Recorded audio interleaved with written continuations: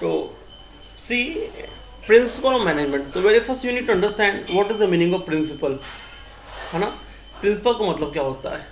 Principal basically means principles are the fundamental truth of the guideline which is being developed by the expert in the field.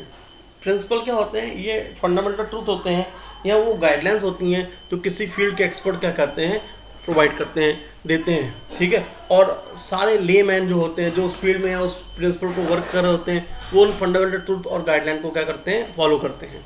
C that same we have written over here that the principle of management are the fundamental truth or guideline which are developed by the management expert and the management thinkers to help the manager, ठीक है, in taking rational decision, ठीक है। Principles क्या होते हैं? ये वो fundamental truth होते हैं जो मैनेजमेंट के एक्सपर्ट्स ने क्या किया है, बनाया हुआ है, ठीक है।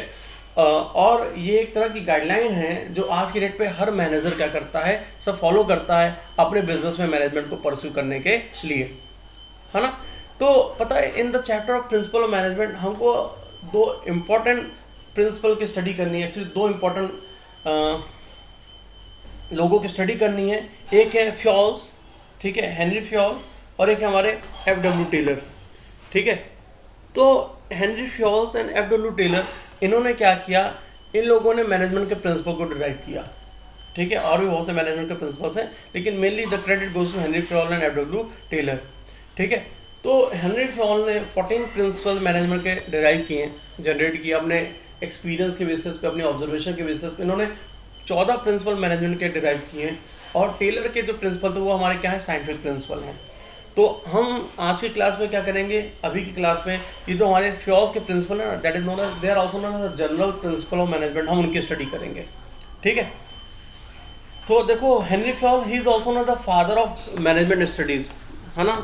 अगर तुझसे पूछा जाए ना who is known as father of management, तो Henry Fayol is known as the father of management study and thought. He develop 14 principle of management, इन्होंने 14 प्रिंसिपल मैनेजमेंट के डिराइव किए, डेवलप किए हैं। और हम अब क्या करेंगे, आज के क्लास में उन्हीं 14 प्रिंसिपल की स्टडी कर रहे होंगे, ठीक है। इनके 14 प्रिंसिपल में से जो पहला प्रिंसिपल था that is the division of work. एक चीज़ और याद रखना, ये सारे के सारे प्रिंसिपल डिराइव किए गए या आज की डेट पे ऑर्गेनाइजेशन में इम्प्लीमेंट होते हैं सर एफिशिएंसी और इफेक्टिवनेस को लाने के लिए, ठीक है। तो जो प्रिंसिपल है इनका मैनेजमेंट का, फ्योल का जो पहला प्रिंसिपल है that is the principle of division of work, ठीक है। नाम ही बता रहा है principal of division of work. अब डिवीजन ऑफ वर्क क्या कहता है, इस चीज़ को अंडरस्टैंड करने की कोशिश करो। वो कहता है कि entire work which is being perform in an organisation must be identified and divided in small units. Division work कहता है कि जो किसी भी ऑर्गेनाइजेशन में जो टोटल वर्क परफॉर्म किए जाते हैं उन सारे वर्कों को क्या करना चाहिए, सर छोटी छोटी यूनिट्स में डिवाइड कर देना चाहिए, ठीक है। पहले उनको आइडेंटिफाई करना चाहिए और उनको आइडेंटिफाई करने के बाद क्या करना चाहिए, उनको छोटी छोटी यूनिट्स में डिवाइड कर देना चाहिए। तो उन छोटी यूनिट्स को जिसमें हम वर्क को क्या करते हैं, ऑर्गेनाइजेशन के पूरे वर्क को डिवाइड करते हैं, उनको हम कहते हैं जॉब, ठीक है। तो hopefully you have to understand very first what is the meaning of job. Job is what, sir total work which is to perform in an organisation, ठीक है। Total work which is to perform in an organisation, they are divided to small units and those small units are known as what, job. किसी organisation में जो total work perform किया जाता है हम उन वर्क को क्या करते हैं, छोटी छोटी यूनिट्स में डिवाइड कर देते हैं और उन्हीं यूनिट्स को इंडिविजुअली क्या करते हैं, हम जॉब कहते हैं, ठीक है। तो हेनरी फ्योल का जो फोकस था वही था कि आप क्या करो, आप ऑर्गेनाइजेशन के टोटल वर्क को आइडेंटिफाई करो और उनको छोटे छोटे यूनिट्स में क्या कर लो, डिवाइड कर लो और उन यूनिट्स को क्या कहेंगे, आप कहेंगे उन यूनिट्स को जॉब। और फिर क्या करना, जब आपकी जॉब आइडेंटिफाई हो गई तो आप फिर क्या करो, आप उन जॉब्स को इंटरेस्ट करो to the most suited person. Now what is the meaning of most suited person over here, try to understand. Most suited person means those person who are capable to pursue their job, who are having the required experience, required knowledge, required skill for pursuing those jobs, ठीक है। आप job को identify करो, job को formulate करो और job को formulate करने के बाद आप इन जॉब को इंटरेस्ट करो ऐसे लोगों को जो इसके लिए क्या, जो इसके लिए डिजर्विंग है, जिनको इस जॉब को परस्यू करने का नॉलेज है, इस जॉब को परस्यू करने का एक्सपीरियंस है, कैपेबिलिटीज़ है, आप उन लोगों को क्या करो, इस जॉब को इंटरेस्ट करो। तो इससे क्या होगा, जब हर यूनिट ऑफ वर्क को मतलब जॉब को उस फील्ड का एक्सपर्ट परस्यू करेगा या परफॉर्म करेगा तो धीरे धीरे वर्क में एफिशिएंसी आएगी, इफेक्टिवनेस आएगी, है ना। तो this is what the principle of division of work emphasise, ठीक है, जो कि फ्यॉल एंड क्या, देखो यहाँ पे लिखा हुआ है Fayol has stress on specialization of the job. It required that every job and its parts should be identified as a separate work and entrusted to the most suited person.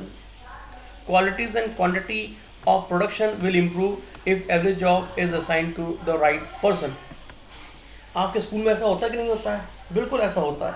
आप अगर देखो तो आपके स्कूल में जो total working को perform किया जाता है, उन सारे वर्क को आइडेंटिफाई किया गया और उन सबको छोटे छोटे यूनिट्स में डिवाइड कर दिया गया और वो जॉब क्या बन गई? जॉब बन गई। जैसे मेरी जॉब, मैं पीजीटी कॉमर्स हूँ, है ना, कोई पीजीटी साइंस है, कोई पीजीटी केमिस्ट्री है, कोई पीजीटी मैथ्स है ना। सारे टीचर्स क्या करें, वो एक्सपर्ट है किसी फील्ड के ना।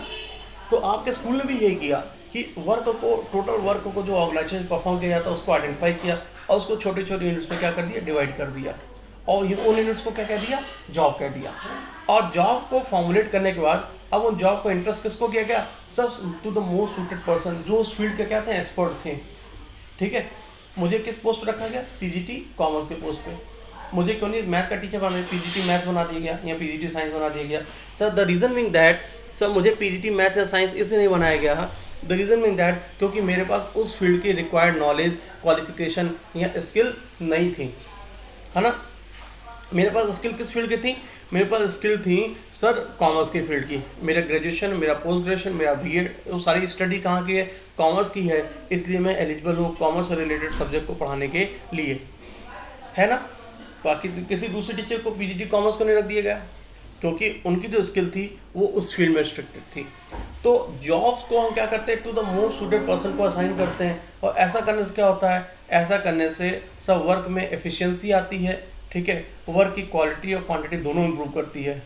जब आपको वो काम किया दिया जाए जिस काम का आप एक्सपर्ट हो, तो आप काम को क्या करोगे? आप उस काम को बेहतरीन तरीके से परफॉर्म करोगे, जिससे सर वर्क की क्वालिटी और वर्क की क्वांटिटी, दैट इज़ आउटपुट, दोनों क्या होगा? दोनों इम्प्रूव करना शुरू कर देगा। ठीक है, और अगर क्वांटिटी और क्वालिटी दोनों इम्प्रूव करती है तो उसका बेनिफिट अल्टीमेटली मिलेगा किसको? Ultimately the benefit of it will be derived by the organization. ठीक है, hopefully you understand the meaning of division over. Division over क्या कहता है? Are you getting my point ना? डिवीजन ओवर क्या कहता है? डिवीजन ओवर कहता है कि सर जो ऑर्गेनाइजेशन में टोटल वर्किंग को परफॉर्म किया जा रहा है, उन वर्किंग को छोटी यूनिट्स में डिवाइड कर देंगे, छोटी छोटी यूनिट्स में, जिसको हम क्या कहते हैं? जॉब कहते हैं। And the job must be interested to the most suited person. यहाँ पे सूटेड पर्सन का मतलब क्या है? To those individual who possess the required knowledge, qualification and skill in pursuing those jobs. हर आदमी सारा काम नहीं कर सकता। ठीक है, तो जॉब्स को ऐसे इंडिविजुअल को इंटरेस्ट करो जो उस फील्ड का क्या है? एक्सपर्ट है, जिसके पास उस जॉब को करने का नॉलेज है, एक्सपीरियंस है और एक्सपर्टाइज है। ठीक है, तो वो क्या करेगा? वो अपने नॉलेज और अपनी एफिशिएंसी का बेस्ट यूज़ करके सब वर्क की क्वालिटी और वर्क की क्वांटिटी दोनों इंप्रूव करेगा, जिससे ऑर्गेनाइजेशन का क्या होगा? बेनिफिट होगा, जिसका फायदा किसको मिलेगा? ऑर्गेनाइजेशन को मिलेगा। Hopefully the meaning of division work is clear. ये जो प्रिंसिपल है, and this principle is being developed by sir Henry Fayol. Next हमारा principle that is parity of authority and responsibility. तो before parity means basically balance. ठीक है, parity का मतलब क्या होता है? पैरिटी का मतलब होता है बैलेंस। तो very first you need to understand individually what is the meaning of authority and what is the meaning of responsibility. जब तक आप अथॉरिटी और रिस्पॉन्सिबिलिटी का मतलब नहीं अंडरस्टैंड करोगे तब तक आपको इस प्रिंसिपल का मतलब समझ आने वाला नहीं है। तो very first we need to understand what is the meaning of authority and what is the meaning of responsibility, है ना। सर अथॉरिटी मीन्स क्या होता है? The power to take decision and instruct an individual to do a piece of work. Power to take decision and instruct an individual to do a piece of work is what is known as authority, है ना। Sir किसी decision को लेने की जो power है, यहाँ sir किसी सबऑर्डिनेट को इंस्ट्रक्ट करने की किसी काम को करने के लिए, ये क्या? यही अथॉरिटी है ऑर्गेनाइजेशन में। ठीक है सर, अगर आप बात करो, मैं जैसे एक टीचर हूँ, तो क्या स्कूल में सारे डिसीजन मैं ले सकता हूँ? नहीं ले सकता हूँ ना। सर मैं डिसीजन ले सकता हूँ लेकिन इन सर्टेन स्पेसिफिक फील्ड। तो जहाँ तक कि मेरे पास अथॉरिटी है मैं वहाँ तक डिसीजन ले पाता हूँ, और जो अथॉरिटी मेरे पास नहीं है उससे रिलेटेड डिसीजन मैं ले सकता नहीं हूँ। हाँ, किस क्लास में, ठीक है, किस बच्चे से क्या क्वेश्चन पूछना है, ये मेरे पास अथॉरिटी है। मैं किसी बच्चे को उठा सकता हूँ, उसको किसी तरह की परमिशन दे सकता हूँ क्लास के अंदर एंटर करने की, या क्लास को छोड़ के जाने की, क्लास को बाहर भेजने की, मैं उसको ये सब कह सकता हूँ। ठीक है, क्योंकि मेरे पास उसकी अथॉरिटी है। मैं किसी बच्चे से क्वेश्चन कर सकता हूँ, ठीक है, उसकी कॉपी चेक कर सकता हूँ, ये मेरे पास क्या है, ये मेरे पास अथॉरिटी है ना। लेकिन कल छुट्टी होगी स्कूल की कि नहीं होगी, इसको डिसाइड करने की अथॉरिटी मेरे पास है क्या, नहीं। तो sir the power to take decision वही क्या है, वही अथॉरिटी है। Hopefully the meaning authority is clear ना। अथॉरिटी का मतलब क्या हो गया सर, अथॉरिटी मतलब सर जिसके कुछ ऐसी चीज़ जिसकी वजह से हम क्या करते हैं, कुछ स्पेसिफिक फील्ड में कुछ डिसीजन ले सकते हैं, ठीक है। तो जिस बेसिस पर हम कोई डिसीजन ले रहे हैं वही क्या है, अथॉरिटी है। जितनी अथॉरिटी मेरे पास है उससे रिलेटेड हम सारे डिसीजन ले सकते हैं, और जो अथॉरिटी मेरे पास नहीं है उनके लिए हम कोई भी डिसीजन ले सकते नहीं हैं। And second is what, second is responsibility. अब now responsibility means what sir, responsibility basically means the obligation of an individual which arises because of authority. अगर मेरे पास कोई अथॉरिटी है तो उस अथॉरिटी की वजह से जिस चीज़ के लिए मैं क्या हूँ, मैं ऑब्लाइज हो गया हूँ, या जिस चीज़ से मैं क्या हूँ मैं बाइंड हो गया हूँ, वही क्या है, वही मेरी रिस्पॉन्सिबिलिटी है। सर अथॉरिटी के बेसिस पर ही रिस्पॉन्सिबिलिटी डिटरमाइन होती है, या अथॉरिटी के एकम्प्लिशमेंट के लिए, है ना, इफेक्टिव परफॉर्मेंस के लिए। सर रिस्पॉन्सिबिलिटी के इफेक्टिव परफॉर्मेंस के लिए क्या की जाती है, अथॉरिटी दी जाती है। Try to understand, responsibility basically means what, the obligation of an individual, ठीक है, which arises because of authority. Authority की वजह से जो इंडिविजुअल को ऑब्लिगेशन अराइज करता है उसी को हम क्या कहते हैं, रिस्पॉन्सिबिलिटी कहते हैं। Hopefully you are getting my point, what is meaning of responsibility, है ना। सर जैसे मेरे पास अथॉरिटी है, मैं क्लास के डिसिप्लिन को मेंटेन कर सकता हूँ, मैं किसी बच्चे को पनिश कर सकता हूँ, किसी को परमिशन दे सकता हूँ, बुला सकता हूँ, क्लास के बाहर भेज सकता हूँ, ठीक है, उनसे कोई क्वेश्चन पूछ सकता हूँ, ये मेरे पास अथॉरिटी है। तो उस अथॉरिटी के साथ मेरी रिस्पॉन्सिबिलिटी भी कुछ बन गई।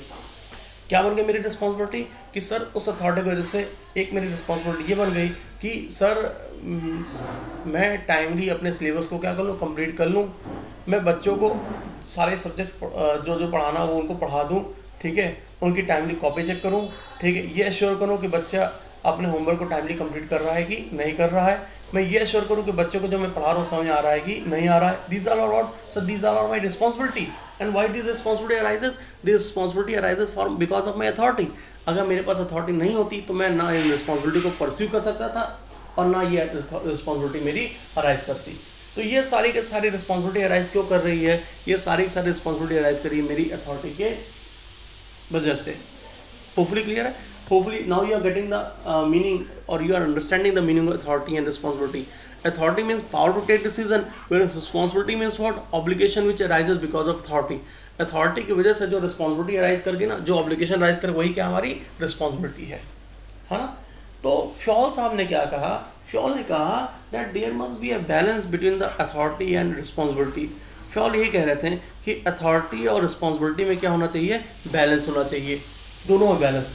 अगर दोनों में से कोई भी एक सुपरसीड कर जाती है या एक्सीड कर जाती है तो क्या होगा, ऑर्गेनाइजेशन की वर्किंग इफेक्टिवली परफॉर्म की जा सकती नहीं है।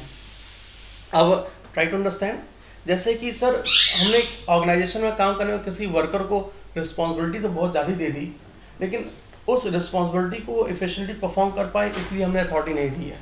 रिस्पॉन्सिबिलिटी तो दे दी बहुत ज़्यादा और उसके पैरेलल हमने अथॉरिटी नहीं दी, तो क्या होगा, वो ऑर्गेनाइजेशन में वर्किंग को परफॉर्म नहीं कर सकता है। व्हाट आई मीन टू से, सपोज मैंने किसी वर्कर को टारगेट सेट कर दिया कि भाई तुमको क्या करना है, तुमको 10 दिनों के अंदर इतना पीस ऑफ कमोडिटी को मैन्युफैक्चर कर देना है।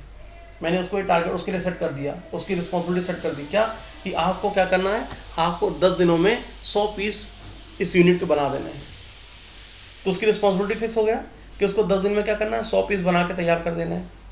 लेकिन मैंने उसको अथॉरिटी नहीं दी, मैंने उसको ये परमिशन नहीं दी कि इस काम को करने के लिए तुमको जितना रॉ मटेरियल की ज़रूरत होगी, है ना, या जिन लेबर की ज़रूरत होगी तो उनको जब चाहो तो बुला सकते हो, इसकी अथॉरिटी उसको नहीं दी।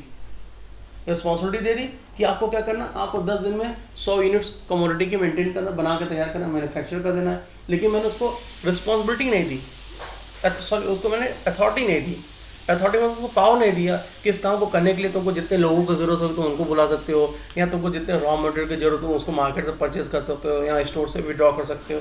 तो मुझे बताओ क्या वो अपनी रिस्पॉन्सिबिलिटी को टाइमली पूरा कर सकता है? Let me know. यस, नहीं कर सकता, बिल्कुल नहीं कर सकता जी। यही मैं कह रहा हूँ कि सर आपने उसको रिस्पॉन्सिबिलिटी तो दे दी, आपने उसके लिए टारगेट सेट कर दिया कि 10 दिन में 100 यूनिट को बनाकर तैयार कर देना है, लेकिन आपने उसको अथॉरिटी नहीं दी, आपने उसको ये पावर नहीं दिया कि इस काम को करने के लिए जितने तुमको लेबर चाहिए तुम वो लेबर को अपॉइंट कर लो, जितना रॉ मटेरियल चाहिए तुम उस रॉ मटेरियल को मार्केट से परचेज कर सकते हो, तुमने इसकी अथॉरिटी दी ही नहीं है, तो वो किसी भी हाल में सर क्या कर पाएगा, सर अपनी रिस्पॉन्सिबिलिटी को पूरा कर पाएगा नहीं। तो फ्योल ने इसीलिए कहा बैलेंस, कि अथॉरिटी और रिस्पॉन्सिबिलिटी दोनों एक दूसरे के पैरेलल हैं और दोनों में बैलेंस होना चाहिए। मैंने जितनी रिस्पॉन्सिबिलिटी दी है उस रिस्पॉन्सिबिलिटी के अकॉर्डिंग हमको अपने वर्कर को उतनी अथॉरिटी भी देना चाहिए ताकि वो क्या कर पाए, ताकि वो रिस्पॉन्सिबिलिटी को टाइमली पूरा कर पाएँ। ठीक है। एंड सेकेंड क्या है सर, अगर मान लो कहीं अथॉरिटी एक्सीड कर जाती है रिस्पॉन्सिबिलिटी के कंपैरिजन में, अगर रिस्पॉन्सिबिलिटी के कंपैरिजन में अथॉरिटी एक्सीड कर जाती है तो उस कंडीशन में ज़्यादा चांसेस होती है कि सबऑर्डिनेट अपनी अथॉरिटी का, एक्सेस अथॉरिटी का मिसयूज़ करना शुरू कर दे, जिसकी वजह से क्या होता है, जिसकी वजह से भी ऑर्गेनाइजेशन की वर्किंग डिस्टर्ब होने लग जाती है। तो it is what being emphasized that there must be a presence of balance between the authority and responsibility. Those both must equate each other. ठीक है, see what this is what we have written, that authority and responsibility are coexisting. If authority is granted to a person, he should also be made responsible in the same way. ठीक है, authority और responsibility दोनों exist करनी चाहिए, और अगर किसी individual को, किसी सबऑर्डिनेट को अथॉरिटी दी जाती है तो उसको उतनी ही रिस्पॉन्सिबिलिटी भी दी जानी चाहिए, उतना ही वो रिस्पॉन्सिबल बना in the same way. And if anybody is made responsible for any job, he should also have the concern authority, and efficient manager make the best possible use of authority and does not escape from his responsibility. और आगे बता दिया गया, Fayol साहब ने ये भी कह दिया कि एफिशिएंट मैनेजर क्या करता है, efficient manager always make the best possible use of his authority and does not escape from the responsibility. Efficient manager हमेशा अपनी अथॉरिटी का बेस्ट यूज़ करता है और अपनी रिस्पॉन्सिबिलिटी से कभी भी एस्केप नहीं करता है। होपफुली दिस इज क्लियर, है ना।